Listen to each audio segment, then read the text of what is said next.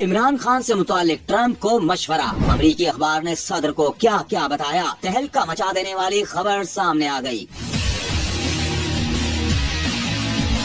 امیدیں دم توڑنے لگیں، نو منتخب امریکی صدر کو عمران خان کی سیاست سے متعلق خبریں پہنچنے لگیں۔ ٹرمپ کو امریکی اخبار نے حیران کن مشورہ دے دیا۔